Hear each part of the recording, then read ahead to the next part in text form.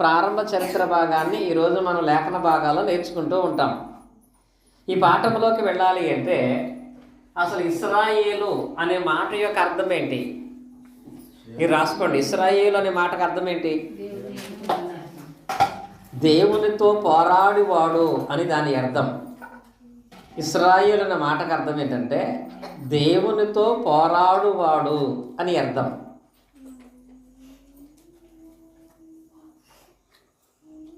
ఇప్పుడు ఈ దేవునితో పోరాడువాడని ఇశ్రాయేలు యొక్క చరిత్ర భాగాన్ని మనం జ్ఞాపకం చేసుకోవాలి అంటే ఈ 50 అధ్యాయాలలో మనకి ప్రధానంగా 4 వ్యక్తులు కనపడుతున్నారు. నేను ఇది బోర్డు సరిపోగే పక్కన రాశాను. కొంతమంది ఇలాగే రాయలేమని పక్కన రాసేశారు. వాస్తవికంగా సరే, మీరు విన్నప్పుడు అర్థమైతే తర్వాత దాన్ని మీరు ఎవరికైనా చెప్పడానికి ప్రయోజనకరంగా ఉంటుంది. ఇప్పుడు 50 అధ్యాయాల చరిత్ర భాగాన్ని జ్ఞాపకం చేసుకోవాలనుకుంటే మనకి 11వ అధ్యాయము 26వ వచనం నుంచి 25వ అధ్యాయము 7వ వచనం వరకు అబ్రహాము గారి చరిత్ర ఉంటుంది. ఆదికాండమందు 11వ అధ్యాయం 26వ వచనం నుంచి 25వ అధ్యాయము 7వ వచనం వరకు అబ్రహాము గారి చరిత్ర మనం చూస్తాం. ఇది ఎందుకు రాశాను అంటే అబ్రహామును గురించినటువంటి పూర్తి సమాచారం కావాలనుకుంటే మీరు ఆదికాండం మొత్తం చదవాల్సిన అవసరం లేదు. బైబిల్ తీసుకుని డైరెక్ట్గా ఆదికాండం 11:26లో ఫస్ట్ ఆయన పేరుంటుంది. ఆదికాండం 11:26లో ఆయన పేరుంటుంది. తెరాహునకు 3 కుమారులు. మరెవరు? అబ్రహాము, నాహోరు, హారాన్ అనే పదం ఉంటుంది. అబ్రహాం అనే పేరు ఆదికాండం 16:26 వచనంలో స్టార్ట్ అవుతుంది. ఇక్కడ ప్రారంభమైనటువంటి స్టార్ట్ అయినటువంటి ఆ పదము ఆయన చరిత్ర కంటిన్యూగా 25వ అధ్యాయం 7వ వచనం వరకు ఉంటుంది. మీరు అబ్రహాము చరిత్ర కంటిన్యూగా చదువుకుంటూ వెళ్ళిపోవచ్చు. ఒక స్టోరీలా ఉంటుంది. 25వ అధ్యాయం 7వ వచనం వరకు. మధ్యలో 19వ వచనంలో మాత్రమే అబ్రహాము చరిత్ర ఉండదు. 19వ వచనంలో మాత్రమే అబ్రహాము చరిత్ర ఎందుకు ఉంటుందంటే ఆ 19వ వచనంలో 19వ అధ్యాయం ఈ 19వ అధ్యాయంలో మాత్రమే అబ్రహాము చరిత్ర ఎందుకు ఉండదంటే ఈ 19వ అధ్యాయంలో ఒక సంఘటన ఉంది. ఎవరి గురించి? లోతును గురించి.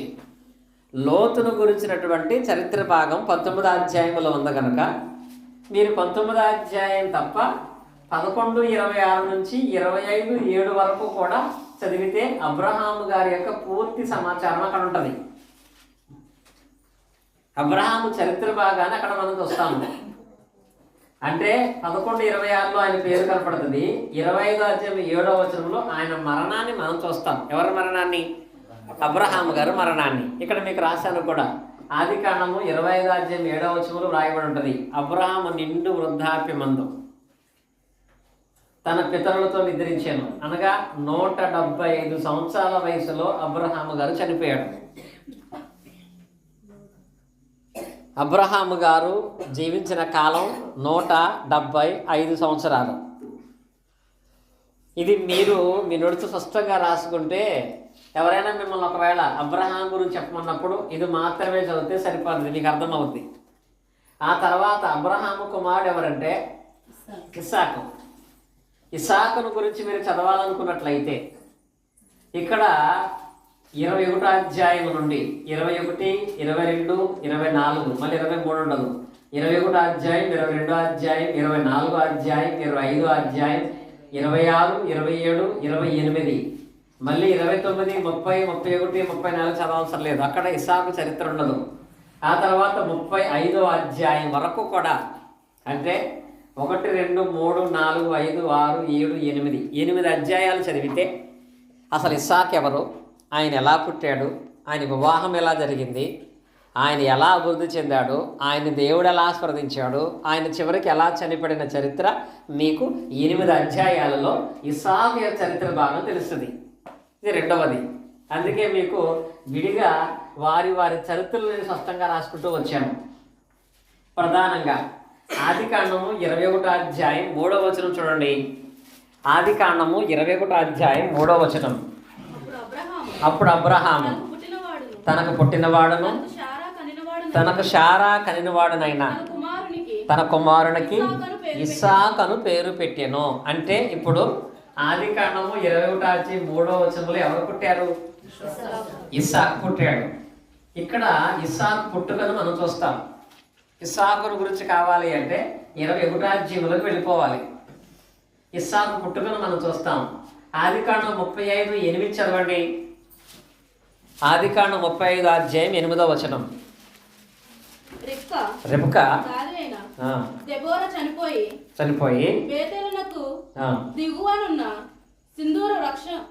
చూడండి 35:28 ఇస్సాకు బ్రతికిన దినములు 180 సంవత్సరములు. ఇస్సాకు 180. నేనే ఇక్కడ తప్పేశాను. 180 అని ఉంది ఇక్కడ. ఇస్సాకు జీవించిన కాలం 180 సంవత్సరాలు. ఇస్సాకు కాలము గడిచిన వృద్ధుడై ప్రాణము విడిచి మృతి పొంది తన పితరుల యొద్దకు చేర్చబడెను. అతని కుమారులైన యాషావు యాకోబులు అతన్ని పాతి పెట్టిరి అనే మాట రాయబడింది.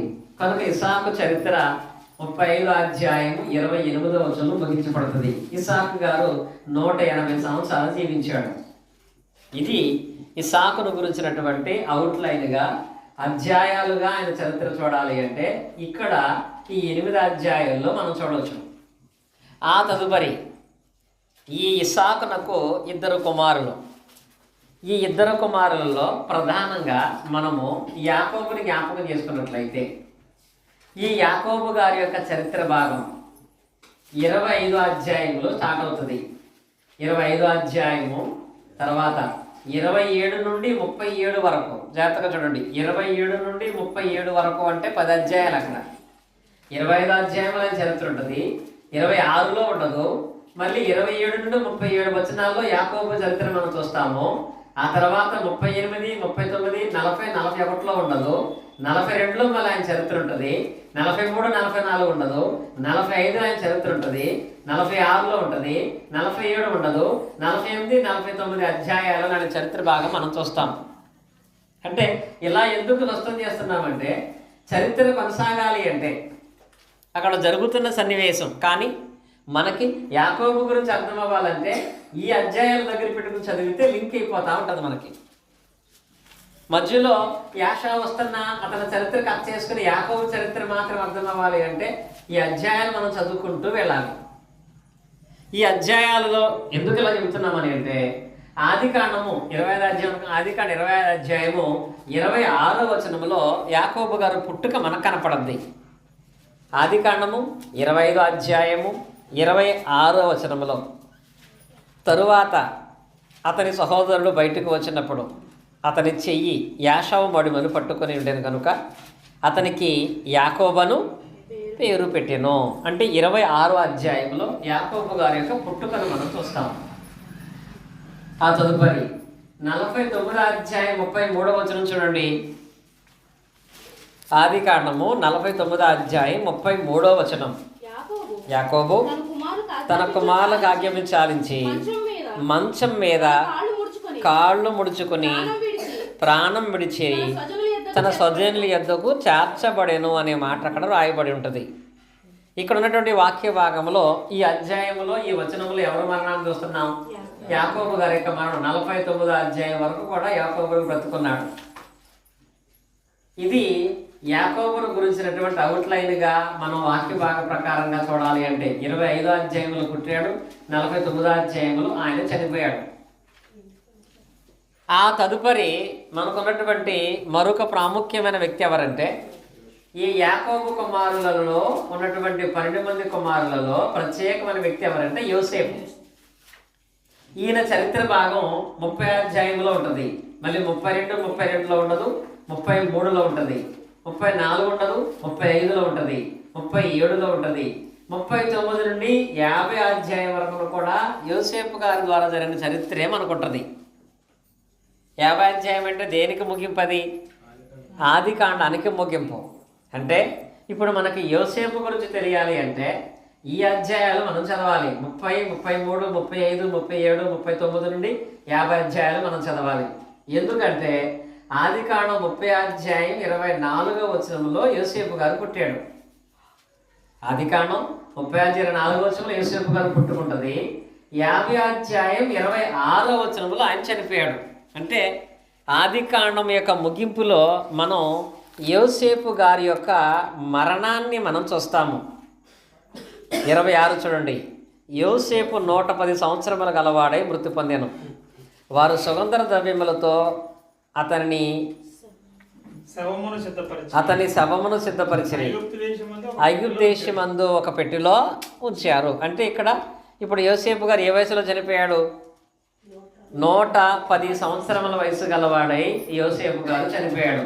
ఇది 50 అధ్యాయాల యొక్క క్లుప్తమైనటువంటి వివరణ చెప్పాలి అంటే. మా రాజుగారు అన్నారు 50 అధ్యాయాలు అయిపోతాయి ఇవ్వాలని. ఇంకా వాస్తవంగా 50 అధ్యాయాలు అయిపోయినాయి. మనకి 50 అధ్యాయాల చరిత్ర భాగాన్ని తెలుసుకున్నాం మనం. కానీ ఇప్పుడు దాంట్లో మరికొంత లోతుగా మనం వెళ్ళాలి అంటే ఈ 50 అధ్యాయాల నుండి చరిత్ర ఈ 4 కుటుంబాల గురించి. ఈ 4 కుటుంబాలలో మొదటి కుటుంబం ఎవరిది అంటే అబ్రహాము, శారా. ఈ రోజులు ఇప్పటికీ చాలామందికి ఎవరి భార్యలు ఎవరో ఎవరి భర్తలు ఎవరో చెప్పడం రావట్లేదు. ఎవరెవరు వివాహం చేసుకున్నారో చెప్పడం రావట్లేదు. ఇసాకు భార్య ఎవరంటే ఒకవేళ రాహేల్ అంటారు, యాకోబు భార్య ఎవరంటే రిబకా అంటారు. కాబట్టి అందుకే మీకు స్పష్టంగా అర్థం అవడానికి ఇక్కడ ఒక ప్రత్యేక విధానాలు ఏం రాశాను. అబ్రహాము, శారా వీరిరువురు భార్యాభర్తలు. అబ్రహాము, శారాలకు పుట్టినటువంటి వాళ్ళు ఎవరంటే ఇస్సాకు భార్య పేరు రిబకా. ఇస్సాకు, రిబకాలకు పుట్టినటువంటి వాళ్ళు ఎవరంటే యాషావు, యాకోబు. యాకోబు పుట్టినటువంటి కుమారులు ఎంతమంది? 12 మంది. ఆ 12 మందిలో ప్రత్యేక వ్యక్తి ఎవరు? యోసేపు అనేటువంటిది. ఇది ప్రధానమైన చరిత్ర. ఇంకా చాలా విషయాలున్నా ఇవి ముఖ్యంగా మన వీళ్ళ గురించి ప్రధానంగా మనం నేర్చుకుంటే, వాళ్ళ చరిత్ర తెలుసుకుంటే మనం ఆత్మీయంగా మేలు పొందుకుంటాం. వాళ్ళ చరిత్ర నేర్చుకుంటే మన కుటుంబాలు ఆశీర్వాదం పొందుతాయి. వాళ్ళ చరిత్ర తెలుసుకునేటప్పుడు మనకు ఒక్కొక్కళ్ళలోనూ ఒక్కొక్క విశ్వాసమైన లక్షణం కనపడుద్ది. అదే వాళ్ళ జీవితాలను ఆ స్థానానికి తీసుకెళ్ళింది. చాలామంది అంటారు కదా, ఒక్కొక్కడికి ఎవరి టాలెంట్ వాడికి ఉంటుందని. నీకు శారీరకంగా ఉండే టాలెంట్ నిన్ను కొన్ని విషయాలు రాణింప చేస్తే భక్తి విషయంలో కూడా నీకున్న ఒక ప్రత్యేకత ఏంటి? దాన్ని బైబిల్ భాషలో చెప్పాలంటే ఒక తలాంతు. దేవుడు ఒక్కొక్కరికి ఒక్కొక్క తలాంతుని ఇస్తాడు. ఆ తలాంతును గుర్తించి దాన్ని వాడగలిగితే దేవుడు ప్రతిఫలాన్ని ఇస్తాడు. అందరూ ప్రవచిస్తే వినేవాళ్ళు ఎవరు? అందరూ పరిచర్య చేస్తే దాని విషయంలో అక్కడ ఏకీభవించే వాళ్ళు ఎవరు? అందరూ భోజనం వడ్డిస్తే తినేవాళ్ళు ఎవరు? కనుక నీకు దేవుడిచ్చినటువంటి తలాంత్ ఏంటి అనేది మనం గ్రహించాలి. ఆ తలాంతుని ఎప్పటికప్పుడు మనకు దేవుడు జ్ఞాపకం చేస్తానే ఉంటాడు, కానీ దాన్ని మనం పట్టించుకోము. ఇది నేనే ఎందుకు చేయాలని ఆలోచన దేవుని దగ్గర మాత్రమే వస్తుంది. అలా ఈ 5 కుటుంబాల గురించి ఆలోచన చేసినట్లయితే వీళ్ళందరూ ఎందు ఒక్కొక్క ప్రత్యేకమైన లక్షణాలు కనపడతాయి. నేను ఆల్రెడీ రాశాను ఇక్కడ. అబ్రహాము, శారా అనేటువంటి వీళ్ళు జ్ఞాపకం రాగానే మనకు ఏం గుర్తొస్తుందో తెలుసా? వాళ్ళు ఎందున్నటువంటి విశ్వాసం అనేది ఎలా కలిగి ఉండాలో నిజంగా అబ్రహాము దగ్గర, శారా దగ్గర నేర్చుకోవచ్చండి. వారి విశ్వాసానికి మూలమైనటువంటి వారు. అందుకే అందరూ అంటారు అబ్రహాముని ఏమని? విశ్వాసులకు తండ్రి అని. అబద్ధానికి జనకుడు సాతానుడు. అబద్ధం ఎలా వాడాలో నేర్చుకోవాలంటే ఆడ దగ్గరికి వెళ్ళాలంటే ఎవరి దగ్గరికి? సాతాను దగ్గరికి. విశ్వాసం అనేది ఎలా కాపాడుకోవాలో అనేది నేర్చుకోవాలంటే అబ్రహాం దగ్గరికి వెళ్ళాలంట. అంత ప్రత్యేకత, అంత గొప్ప ఉన్నతమైన పేరు అబ్రహాముకు దేవుడు ఎలా ఇచ్చాడు అంటే, మీరు అబ్రహాము చరిత్ర భాగంలో ఇక్కడ నుండి ఇక్కడ వరకు అంటే 11వ అధ్యాయం నుంచి 25వ అధ్యాయం వరకు చదివినప్పుడు కనపడుతున్న విషయాలు ఏంటి? 1, అబ్రహాము గారు దేవుడు పిలిచాక ధనవంతుడా, పిలవక ముందే ధనవంతుడా? అబ్రహాము దేవుడు పిలవక ముందే ధనవంతుడు, మిక్కిలి ఆస్తిపరుడు. దేవుని దగ్గరకు రావటానికి అబ్రహాము గురించి ఆలోచిస్తే ఆస్తి కోసమో ఐశ్వర్యము కోసమో ఆశించి దేవుని నమ్ముకోలేదు అబ్రహాం. ఇంకా ఆ రకంగా చూస్తే మనకంటే అబ్రహాం ఎందుకు ముందున్నాడు? మనం అందరము కనీసం ప్రార్థన చేస్తున్నా దాంట్లో ఒక స్వార్థం ఉంటుంది, ప్రార్థన పెట్టుకున్నా దాంట్లో ఒక స్వార్థం ఉంటుంది. కానీ అబ్రహాం ఏం ఆశించి దేవుని మాటకు లోబడినటువంటి వాడుగా ఉన్నాడు? ఏం ఆశించి దేవుని మాట విధేయుడిగా రావడానికి కారణమయ్యాడు? అందరూ అంటారు, ఏమంటారంటే అబ్రహాం ఆశించకుండా ఎందుకు వస్తాడు? అబ్రహాముకు ఐశ్వర్యం ఉంది, ధనం ఉంది, గొప్ప ఉన్నతమైన పరిస్థితి ఉంది, కానీ సంతానం లేదు కాబట్టి ఆ ఒక్కదాని కోసమే దేవుడు అబ్రహామును నమ్ముకున్నాడు. బిడ్డలు పుట్టింటే అబ్రహాము దేవుడు నమ్ముకునేవాడు కాదని. కానీ దీనికి ఆన్సరు మనకి హెబ్రీ పత్రికలో చెప్తాడు. అబ్రహాం ఎందుకు విశ్వాసులకు తండ్రి అయ్యాడంటే, హెబ్రీ పత్రిక 11వ అధ్యాయం చూడండి. హెబ్రీ పత్రిక 11వ అధ్యాయం మనం జ్ఞాపకం చేసుకున్నట్లయితే, ఈ 11వ అధ్యాయమునందు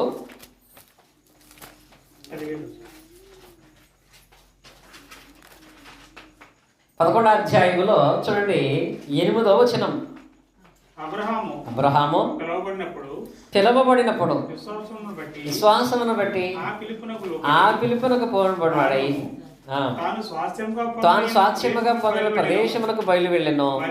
మరియు ఎక్కడికి వెళ్ళవలనది ఎరుగకయే బయలు వెళ్ళెను. చూడండి వాక్య భాగంలో, విశ్వాసం అతనితో ఆ వాగ్దాన వారసులైన ఇస్సాకు యాకోబను వారును గొడారలు వసించుచు అన్ని దేశములుగా వాగ్దాన దేశంలో పరవశులైరి. ఇక్కడ చూడండి, నిజంగా అబ్రహాము భౌతికమైనటువంటి ఆశీర్వాదాలు కోరుకున్నటువంటి వాడుగా ప్రయాణం చేసిచుంటే, అబ్రహాము గారు దేవుని నమ్ముకున్న తర్వాత, అనగా దేవుని మాట విని బయలుదేరిన తర్వాత, దేవునికి విధేయుడై బయలుదేరిన తర్వాత ఎన్ని సంవత్సరాలకి అబ్రహాం గారు ఇల్లు కట్టుకున్నాడు స్టాండర్డ్గా?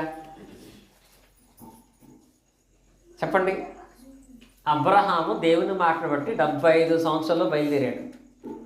75 సంవత్సరాలు బయలుదేరిన వ్యక్తి 175 సంవత్సరాలు బతికే ఉన్నాడు. అంటే ఎన్ని సంవత్సరాల మధ్యలో? 100 సంవత్సరాలు దేవుని మాటను బట్టి దేవుని మాట పట్టుకుని బయలుదేరి వెళ్ళిపోయాడు. ఈ 100 సంవత్సరాల కాలంలో అబ్రహాము గారు స్థిరమైన ఇల్లు ఎప్పుడు కట్టుకున్నాడు? అసలు లైఫ్లో ఎప్పుడు కూడా స్టాండర్డ్గా ఇల్లే లేదంటే ఆయనకి. 100 సంవత్సరాలు కూడా గుడారంలో బ్రతుకుతూనే ఉన్నాడు. ఎందుకు గుడారంలో మాత్రమే నివాసం అన్నాడు? నాకు ఇల్లు ఇమ్మని ఎందుకు అడగలేదు దేవుణ్ణి?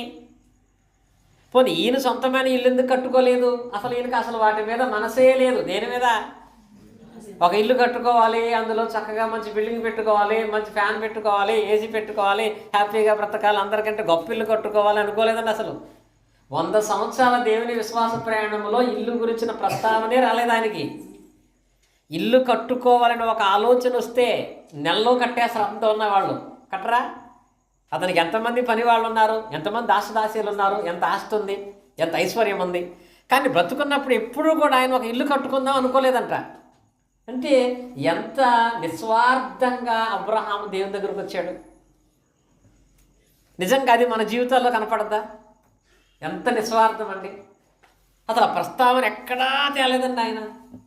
ఎందుకంటే చూడండి, ఆ వాక్య భాగంలో ఆయన చూడండి 10వ వచనం, ఏలయనగా దేవుడు దేనికి శిల్పియు నిర్మాణకుడై ఉన్నాడో పునాదులు గల ఆ పట్టణము కొరకు అబ్రహాం ఎదురు చూచండి. అబ్రహాం మొత్తం ఆలోచన ఏంటంటే, బయలుదేరి వచ్చినప్పుడు అతను ఏమనుకున్నాడంటే, అసలు దేవుడు నేను కట్టుకున్న ఇల్లొద్దు, నా మనుషులు కట్టే ఇల్లొద్దు, కానీ దేవుడు ఒక ఇల్లు కట్టాడు. ఏంటది? పరలోకం. ఆ పరలోకం నాకు చాలని బతికాడంట. అది విశ్వాసం అండి. భౌతికమైన వాటిలో దేని మీద ఆయనకి ఆశ లేదు అసలు. అందుకే పిల్లోడు పుట్టడానికి 25 సంవత్సరాలు అయినా ఏమాత్రం అతను జంకలేదు. 25 సంవత్సరాలు. ఎందుకంటే దాని మీద కూడా ఆయనకు అంత ఆశ లేదండి. అడిగేవాడు తప్ప. నిజంగా దాని మీద అంత ఆశ ఉంటే ఖచ్చితంగా అతను ఏమైపోయాడు? అవిశ్వాస అయిపోయేవాడు. ఖచ్చితంగా విశ్వాసం తొలగిపోయేవాడు. అది కావాలనుకుని కోరుకుంటే అది జరగపోయేటప్పుడు రెస్పాండ్ అయిపోతాడు. కానీ అబ్రహాం ఎక్కడా కూడా రెస్పాండ్ అవ్వలేదండి. ఏ విషయంలో? విశ్వాస విషయంలో ఎప్పుడూ కూడా అబ్రహాము తన విశ్వాసమునందు బలహీనపడిన సంఘటనలే లేవండి. ఎందుకో తెలుసా? అతను నిజమైన విశ్వాసాన్ని కలిగిన వాడుగా ఉన్నాడు కనుక అది అసలు విశ్వాసం అంటే. ఏదో జరుగుతుందని ఆరాధనకు వచ్చి ఏదో జరుగుతుందని బాప్తిస్మం పొందేది నిజమైన విశ్వాసం కాదండి. దేవుడు ఏదో చేస్తాడని కాదు, అసలు దేవుడు నాకు ఈ జీవితాన్ని ఇచ్చాడు, ఇదే నాకు ధన్యత అనుకోవటమే నిజమైనటువంటి విశ్వాసం, నిజమైనటువంటి భక్తి, నిజమైనటువంటి ప్రేమ. అది నిజంగా అబ్రహాం దగ్గర కనపడద్దు మనకి, అది నిజంగా మన జీవితంలో ఎప్పుడు కనపడద్ది. ఏదైనా చిన్న సమస్య రాగానే దేవుని మీద నింద, అనుకున్న జరగకపోతే వెంటనే విశ్వాసాలు బలహీనం అయిపోతున్నాము. అందుకే దేవుడు చెప్పాడు అక్కడ, ఆయన గురించి తెలుసుకోవడానికి రాశాడు. సరే, ఇది అబ్రహాములోనే ఉంటుందా, శారాలో కూడా ఉంటుందా? నిజంగా చెప్పాలంటే ఎంత మంచి భార్య అండి ఆవిడ. అబ్రహాం విషయంలో ఎంత మంచి భార్య. అసలు ఈ రోజుల్లో ఇంట్లో కావాల్సిన వస్తువు ఏదైనా తేకటం ఒక వారం లేట్ అయితేనే ఇంట్లో ఉండేవారు మనోళ్ళు. ఇంకా తేలదని ఇల్లే లేదండి. నిజంగా ఆమె ఎలా కాపురం చేసి ఉంటుంది, ఎలా ఆయనతో ఉండుంటుంది. అసలు ఇల్లే లేదు వాళ్ళకి, గుడారంలో నివసించుకుంటూ వెళ్ళిపోతున్నారు వాళ్ళు. అలాంటి పరిస్థితులు యందు అసలు శారా నిజంగా ఎంత గొప్ప స్థితిలో ఉంటుందండి. విశ్వాస వీరుల జాబితాలో దేవుడు శారా పేరు రాసేసాడు తెలుసా. అబ్రహాం అనుకుంటున్నారే మీరు, విశ్వాస వీరుల జాబితాలో శారా పేరు ఉంటుందండి. చూడండి, అది హెబ్రీ పత్రిక మనం చదువుకున్నట్లయితే, విశ్వాసమును బట్టి శారాయు వాగ్దానం చేసిన వాడు నమ్మదగిన వాడని ఎంచుకుని కనుక తాను వయసు గతించినదైనను గర్భము ధరించుటకు శక్తి పొందేను. ఇక్కడ కూడా చాలాకి బిడ్డలు పుట్టారని అబ్రహాం బట్టి కాదండి, ఏముంది అక్కడ, ఆమె కూడా విశ్వాసం. శారా కూడా విశ్వాసం కలిగిందిగా ఉంది కాబట్టే అన్ని సంవత్సరాలు ప్రయాణం చేయగలిగిందండి.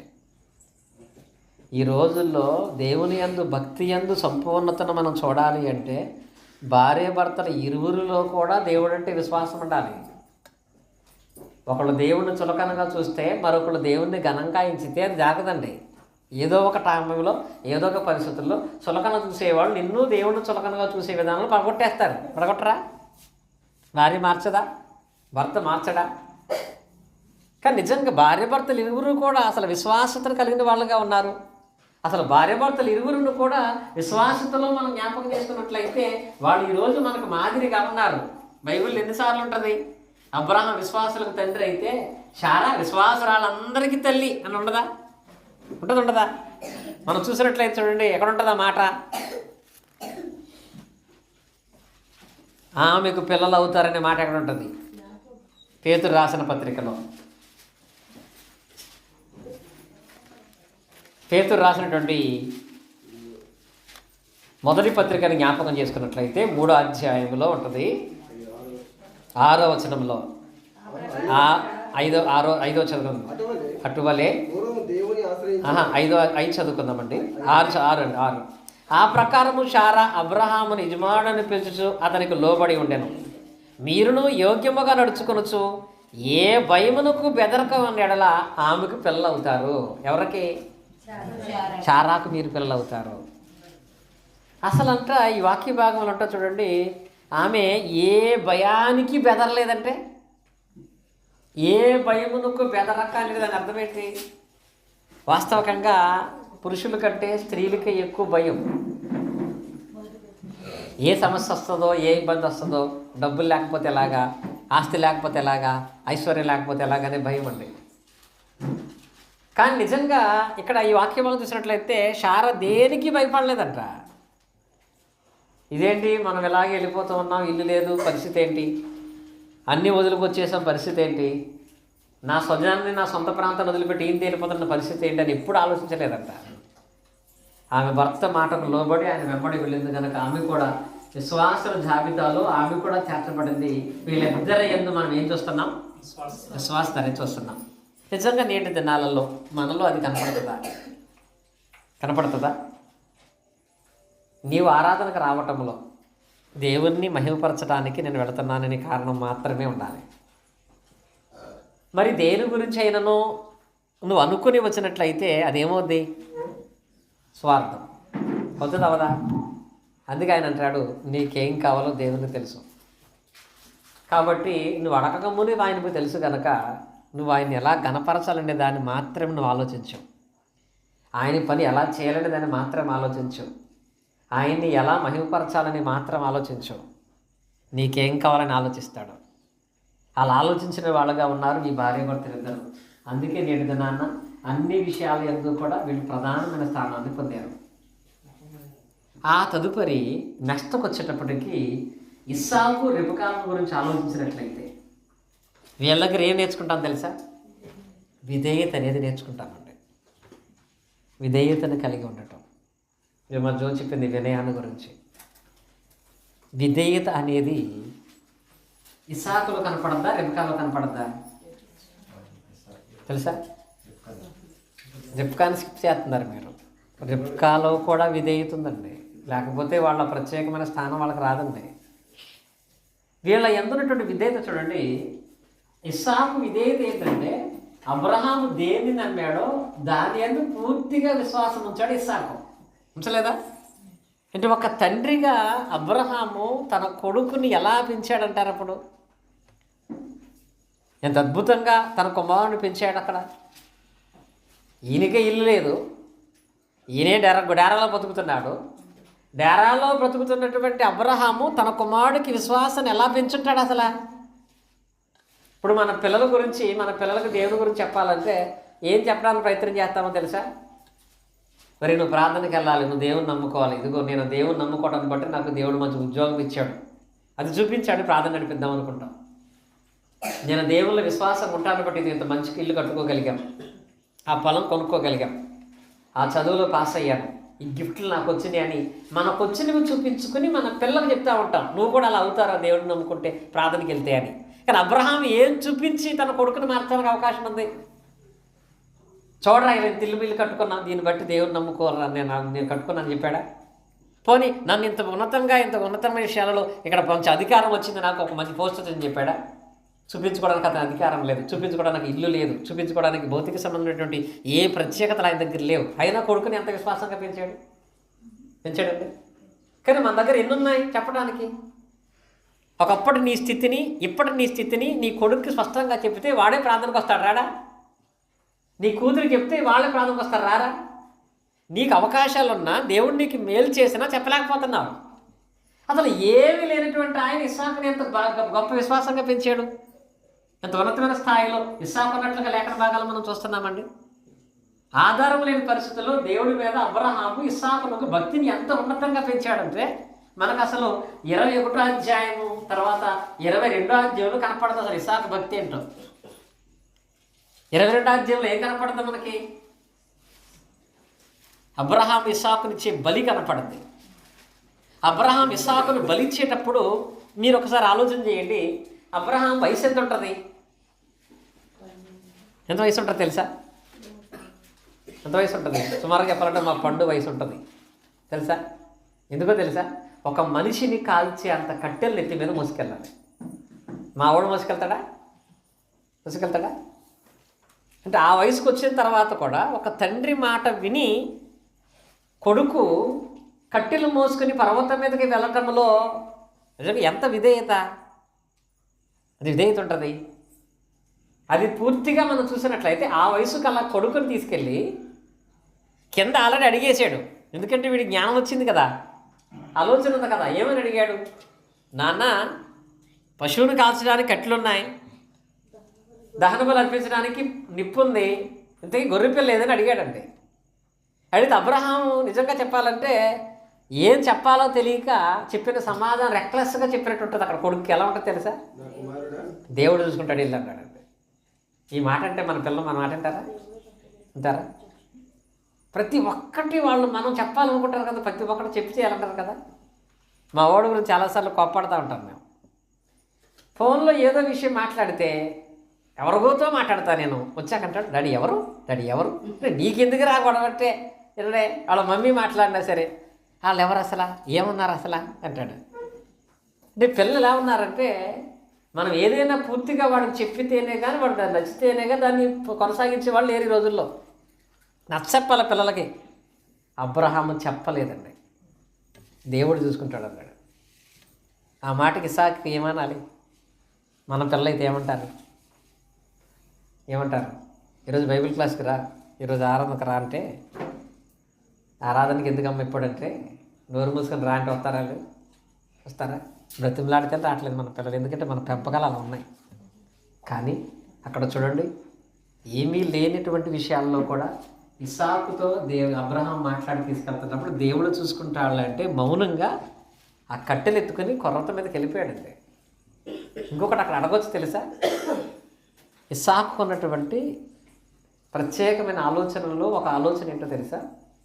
ఇప్పుడు అక్కడ అబ్రహాము ఇస్సాకు నెత్తుల మీద పుల్లలు పెట్టి మోసుకెళ్ళమంటే అక్కడికి ఆల్రెడీ అబ్రహాము దగ్గర పనిచేసే కూలోళ్ళు ఎంతమంది వచ్చారు? రాలేదా? వాళ్ళందరూ అక్కడికి వస్తే ఆ పనిచేసే దాసులందరినేమో కొండ కింద ఉండమన్నాడు, మీరు రెస్ట్ తీసుకోండి అని చెప్పాడు. ఈ నెత్తి మీద పిల్లలు పట్టి తీసుకెళ్ళమన్నాడు. ఆ టైంలో ఇస్సాకు ఏమనాలి? నాకు మోయాల్సిన కర్మ లేదు అంటాడండా. ఎందుకని? ఆల్రెడీ మన ఆస్తి ఉంది కదా, నాకు మోయాల్సిన కర్మ లేదు, నాకు వాళ్ళని పిలుచుకో కావాలితే. ఇలా అంటలేదు పిల్లలు చాలామంది అనరా, నువ్వు చేస్తే నువ్వు చేసుకో, నాకు చేయాల్సిన పని లేదు, నేను అంత మరీ దిగజారిపోయి లేను, నేను అంతలా చేయాల్సిన అవసరం నాకు లేదని మాట్లాడేవాళ్ళు లేరా? అబ్రహాం అన్నాడా? నాకు మోయాల్సిన కర్మ లేదు, ఇంతమంది పనులు ఉంటే నేనే ఎందుకు మోయాలి అనలేదండి. తెలుసా? విధేయత.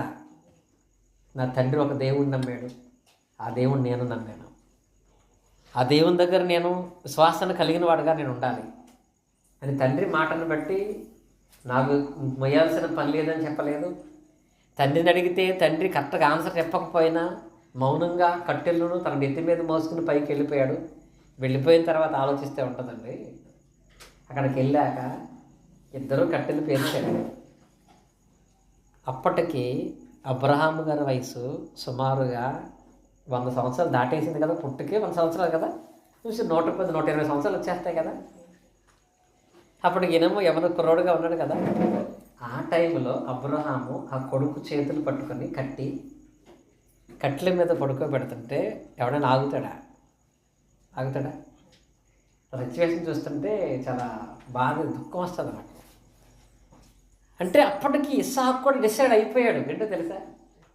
దేవుడికి నా తండ్రి నన్ను బలిచ్చేద్దాం అనుకున్నాడు. కాబట్టి నా తండ్రి అభిష్టమే నా ఇష్టం, ఆయన సంతోషం కంటే నాకు సంతోషం లేదు, అది దేవుడే కోరుకుంటే నేను చావటానికి రెడీ అని సిద్ధపడిపోయాడండి. అలా ఎంతమంది ఉంటారు ఈ రోజుల్లో? అలా పడుకోబెట్టి కట్ల మీద పడుకోబెడితే వాడికి కేకలేదు, పరిగెట్టలేదు, తన్నలేదండి. కత్తి ఎత్తినా కూడా అలాగే ఉన్నాడు. ఇది అబ్రహాం గొప్పతనం కాదండి. ఎవరి గొప్పతనం? ఇస్సాకునందు విధేయత అనేది అంత ఉన్నతమైంది. మరి నిజంగా నేను దేవుని ఎదుట విధేయుడినై ఉన్నానని చెప్పుకునే మనకి దేవుని పట్ల అంత విధేయత ఉందా? అలా ఉన్నాం మనం? అసలు అలా ఉన్నామా? ప్రాణం కాదు కదా, 200 లాభం అంటే వదలలేకపోతున్నాం.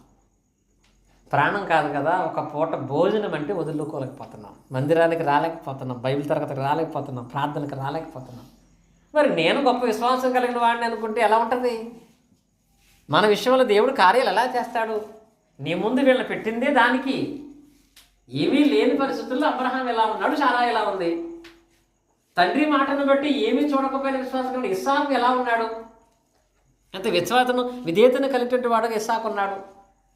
పోనీ అక్కడ ఇస్సాకు తర్వాత రెబెకాను గురించి మాట్లాడితే రెబెకా ఇంకా ఎంత విధేయత కలిగిందండి.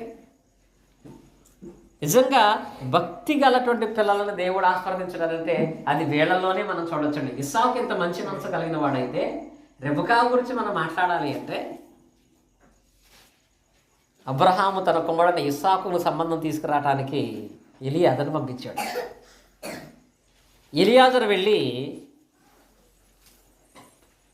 కల్దీయ దేశమందు లాబాను దగ్గర వివాహం గురించి మాట్లాడుతున్నప్పుడు ఫస్ట్ రెబెకా ఏం చేసింది? 10 ఒంటెలకు నీళ్లు పోసింది. ఈ స్టోరీ మీకు చాలాసార్లు చెప్పాను కనుక మళ్ళీ దాన్ని చెప్పను. 10 ఒంటెలకు నీళ్లు పోసి అంత మనసు ఆమెకు వచ్చిందంటే ఇంట్లో వాళ్ళు ఒప్పుకుంటే చేద్దా, ఒప్పుకోకపోతే చేద్దా? ఎలా చేస్తుందా? ఒప్పుకుంటే చేస్తుందా, ఒప్పుకోకపోతే చేస్తుందా? ఉదాహరణకి మా హనీ వచ్చి మందిరం తుడుతుంది. తుడుస్తుంది కాబట్టి ప్రతి నెల నువ్వే తోడమని నేను చెప్పాను. సరే వాళ్ళ మమ్మీ హనీ అక్కడికి వెళ్ళి అడిగి ఇక్కడ నుంచి పిలిచి వెళ్ళిన తర్వాత అక్కడికి వెళ్ళామంటే మందిరం తుడుతానికి వెళ్ళానంటే సరే దేవుని పని చేయడం మంచిదే, అది నీకు మంచిది, నువ్వు అలాగే చేయాలని చెప్తే చేస్తుంది. ఇంటికాడ పని మానేసి ఇంకొకసారి మందిరం తుడుతాకి వెళ్ళామంటే మర్యాద ఉంటుందంటే మందిరంలో పాటలు పాడేదాకా రాదు ఇంకా. ఎందుకని వెళ్తేనేమో తొడమంటారు, తొడితే మా అమ్మ తగ్గుద్ది. కానీ రెబెక్క 10 ఒంటెలకు నీళ్లు పోసిందంటే ఆమె ఆలోచన ఏంటో తెలుసా? ఇలా ఒక మంచి పని చేయటానికి నేను ఇక్కడ ఉన్నానని తెలిస్తే మా ఫ్యామిలీ సంతోషిస్తారు. ఎందుకంటే 10 ఒంట్లకు నూనె పోయడం ఎంత టైం పడుతుంది? 2-3 గంటలు పడుతుంది కదా. ఇప్పుడు ఇంటికాడ నుంచి నీళ్ళ కోసం వచ్చిన ఆమె నీళ్ళు పట్టుకుని టైం ప్రకారం వెళ్ళకుండా మధ్యలో 2-3 గంటల పాటు ఇలా ఇక్కడ ఈ పనిలో ఉందని తెలిస్తే వాళ్ళు ఊరుకోరని అనుకుంటే ఉంటుంది అక్కడ? ఉంటుందా? 10 గంటలకు నీళ్లు పోసి ఆ తర్వాత అక్కడికి వెళ్ళిన తర్వాత ఈ సంబంధం విషయంలో ఒక మాట మాట్లాడతాడు అక్కడ. అతని తండ్రి, రెబెక్క తండ్రి పేరేంటి చెప్పగలరా? రెబెక్క తండ్రి పేరేంటి? వాక్య భాగం మనం చదువుకున్నట్లయితే ఆదికాండం యొక్క వాక్య భాగంలో ఈ సందర్భం మనకి 24వ అధ్యాయమునందు మనం చూస్తాము. చూడండి, వాక్య భాగంలో 50వ వచనం. లాబానును బెతూయేలును. అంటే ఇప్పుడు లాబాన్ ఎవరు? రెబెక్క అన్న, బెతూయేలు రెబెక్క తండ్రి. ఇప్పుడు 57కు వద్దాం మనం. వారు ఆ చిన్నదానిని పిలిచి ఆమె ఏమవునో ఏమనునో తెలుసుకుందనని చెప్పుకునేది. రెబెక్కను పిలిచి ఈ మనుషులతో కూడా నువ్వు వెళ్ళదవా అని ఆమె అడిగినప్పుడు ఏమందండి? వెళతాను. వేరే సమాధానమే లేదండి. నా తండ్రి నిర్ణయించాడు, నా కుటుంబం నిర్ణయించింది, అది మంచిదని చెప్పి వెళతావంటే నేను వెళతాను అన్న తప్ప మారు మాట మాట్లాడలేదు. మన పిల్లల్ని ఎలా పెంచుతున్నాం? మనం ఏదైనా చెబితే ఎదురు చెప్పకుండా పనిచేసే పిల్లలు ఉన్నారా? మనకి ఉంటున్నారా? ఎదురు చెప్పకుండా పిల్లలు పనిచేసే పిల్లలు లేరండి. అసలు ఫస్ట్ అదే వాళ్ళ ఆశీర్వాదం పొందకపోవడం కారణం. దేశం కాని దేశానికి, పరిచయం లేని మనుషుల దగ్గరికి నువ్వు వెళ్ళాలి, నువ్వు వెళతావా అని అడిగితే ఏమన్నా తెలుసా? నేను వెళతానంది. మీరు నిర్ణయించారు కదా, నేను వెళతాను అంది. కనుక బెతూయేలు విషయంలో రెబెక్క విధేయత, అబ్రహాం విషయంలో ఇస్సాకు విధేయత, వీళ్ళిద్దరి యందు దేవుని యొక్క ఆశీర్వాదం అక్కడ కనపడుతుంది కదండి. నిజంగా దేవుడు ఎక్కడ కనాను దేశాల అబ్రహాము, ఎక్కడ కల్దీయ దేశంలో ఉన్న రెబెక్క తీసుకెళ్ళి అక్కడ జతపరిచాడు అంటే కేవలం విధేయత. చదువో, ఉద్యోగమో, ఐశ్వర్యమో కాదండి. కేవలం ఒకరి యందు ఒకరైనటువంటి విధేయత భావాన్ని బట్టి అంత గొప్పదైనటువంటి కార్యాన్ని వారు తమ జీవితాలందు చూడగలనట్లుగా లేఖన భాగాలందు మనం చూస్తున్నాము. ఇది మనం చూసినటువంటి రెండో ఫ్యామిలీ విధేయతను బట్టి వాళ్ళు ఆశీర్వాదం పొందుకున్నారు. ఇప్పుడు మనం జ్ఞాపకం చేసుకునేటువంటి తర్వాత తరం ఎవరంటే షార్ట్కట్ చేయడానికి గొప్ప చేశారు. మళ్ళీ యాషావు ఫ్యామిలీ గురించి సపరేట్గా, యాకోబు సంబంధం కూడా సపరేట్గా చెప్పకుండా తర్వాత తరం ఎవరంటే యాషావు, యాకోబు అనేటువంటి వాళ్ళ విషయంలో. ఈ యాకోబు, యాషావు అనే విషయంలో మన విశ్వాసమందు స్థిరపరచబడటానికి యాకోబు చరిత్ర చాలు. ఆశీర్వాదం గురించి తెలుసుకోవాలంటే యాకోబు చరిత్ర తెలుసుకుంటే చాలు. యాషావు గురించి మనం మాట్లాడాలి అంటే టోటల్ ఇక్కడ ఉన్నటువంటి వాళ్ళందరిలో కూడా భ్రష్టుడు ఎవరంటే యాషావు. ఈయన ఎవరంటే తనకు తానుగా దరిద్రాన్ని తెచ్చుకున్నవాడు, తనకు తానుగా నాశనాన్ని తెచ్చుకున్నవాడు. దేవుడు మేలు చేసిన దాన్ని అనుభవించలేని పరిస్థితుల్లోనికి పడిపోయినటువంటి వాడు. ఈ ఆశా విషయంలో చాలామంది ప్రశ్నిస్తూ ఉంటారు. ఏమని అంటే అదే వాక్య భాగాలు మనం పరిశీలన చేసుకున్నట్లయితే నేను యాకోబును ప్రేమించి తిని యాషావును ద్వేషించి తిని అనేటువంటి పదాన్ని మనం చూస్తాం. ఆ వాక్య భాగం బైబిల్ ఎక్కడ ఉంటుంది?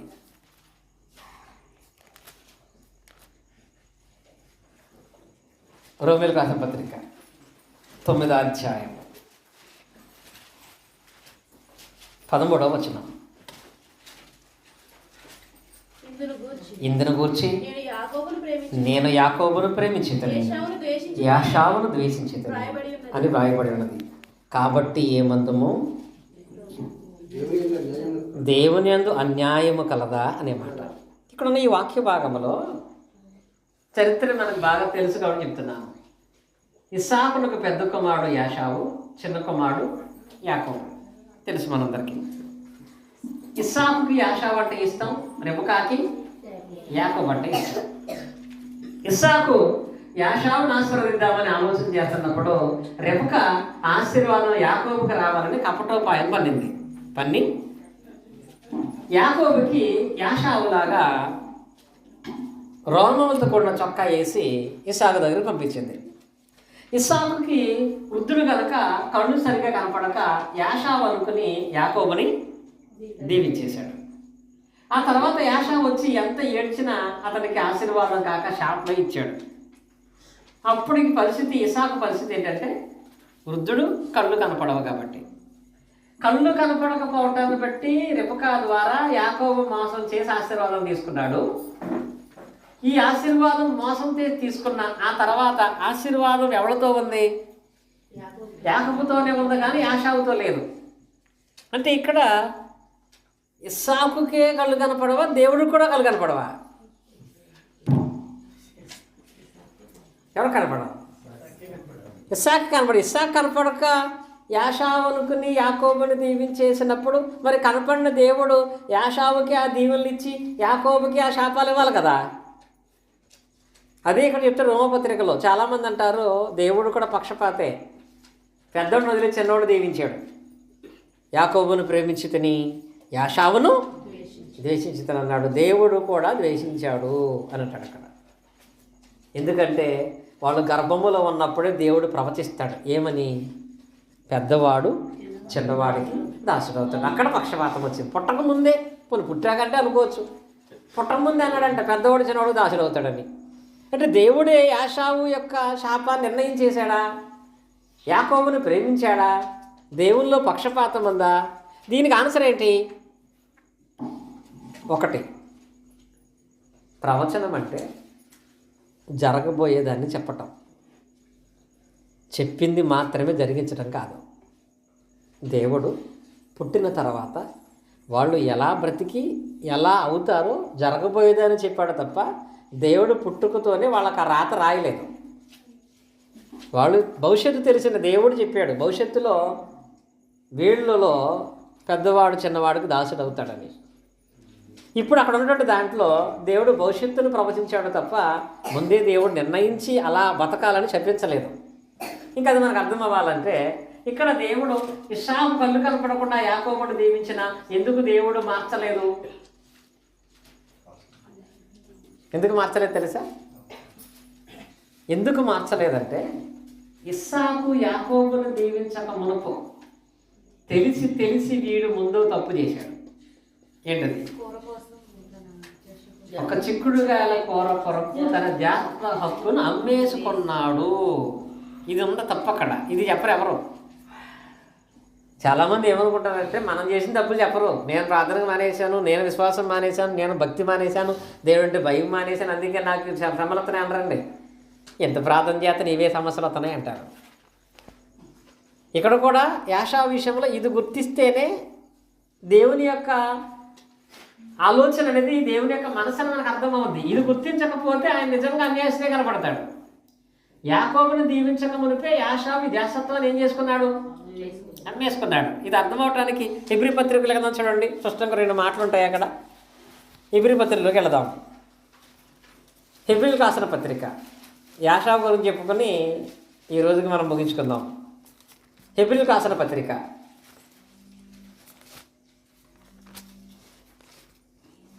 12వ అధ్యాయం 16వ వచనం. ఒక పూట కూటి కొరకు తన జాగ్రత్త హక్కును అమ్మివేసిన యాషావు వంటి భ్రష్టుడైనను వ్యభిచారయ్యను వండినేమో అని జాగ్రత్తగా చూసుకోండి. యాషావు ఆ తర్వాత ఆశీర్వాదం పొందగోరి కన్నీళ్లు విడిచి దానికోసము శ్రద్ధతో వెతికినను మారు మనసు పొందే అవకాశం దొరకక విసర్జింపబడిందని మీరు ఎరుగుదురు. అంటే ఇప్పుడు తనకు తానుగా జాగ్రత్త హక్కును అమ్మేసుకున్నాడు. వీడు చేతులారా జాగ్రత్త హక్కును ఒక పూట కూటి కొరకు అమ్మేసుకున్నాడు కనుక అక్కడ ఆశీర్వాదం ఇస్సాకు యాకోబుకి ఇస్తున్న దేవుడు మౌనంగా ఉన్నాడు. ఎందుకని? నీలో పాపం ఉంటే శ్రమలు వచ్చినప్పుడు దేవుడు మౌనంగానే ఉంటాడు. నువ్వు చేసుకుంది అది, దేవుడేం చేయలేదు కదా. నువ్వు తెచ్చుకున్న శ్రమ అది, నువ్వు తెచ్చుకున్నటువంటి పాపం అది. గర్వము అహంకారం అనేది, భయము భక్తి లేకపోవటం అనేది, లోకసంబంధం నువ్వు తెచ్చుకున్నది నీకు వచ్చిన దాన్ని బట్టి నీకు శ్రమ వచ్చినప్పుడు దేవుడు ఏం చేయలేదంటే ఎలా కూర్చొని మౌనంగా ఉంటాడు. ఆయన ఎవరి విషయంలో సరే మౌనంగానే ఉంటాడు. యాషావు గురించి అంటున్నాడు, ఒక్క పూట ఆ కూర కోసం ఆశపడి అమ్మేసుకున్నాడు. తర్వాత అది కావాలని ఎన్ని రోజులు ఏడిచినా తిరిగి దొరకలేదు. అది ఇక్కడ యాకోబు మాత్రమే దాన్ని పొందుకున్నాడు. యాషావు అమ్మేసుకుని దాన్ని పోగొట్టుకున్నాడు. ఇది భ్రష్టుడైన యాషావుని గురించి. కానీ యాకోబు దగ్గర ఏమి నేర్చుకుంటామంటే, ఒక వ్యక్తి సమాధాన పడటం అంటే ఏంటో నేర్చుకుంటాం. చాలా అద్భుతమైన పాఠం యాకోబు గురించి. ఎందుకంటే ఈ రోజుల్లో చాలామందికి దేవునితో సమాధానం పట్టడం రావట్లేదు. తప్పు చేసిన తర్వాత దాన్ని ఎలా సరి చేసుకోవడం రావట్లేదు. కుటుంబాలతోనూ సమాజంతోనూ కూడా సమాధానం పట్టడం రావట్లేదండి. ఎంతవరకు ఉన్న ద్వేషాన్ని పెంచుకుంటూ నేను చెప్పాను కదా, ఎవ్వరికి కూడా చేసిన తప్పుని నిర్భయంగా అందరి ముందు లేకపోతే చేసిన వ్యక్తి దగ్గర ఒప్పుకునే మనసే లేదండి. ఏదో రకంగా దాన్ని కప్పుపూచి ఇంకొకళ్ళ మీద తోసే ప్రయత్నం తప్ప ఒప్పుకునే మనసు రావట్లేదు ఎవరికి.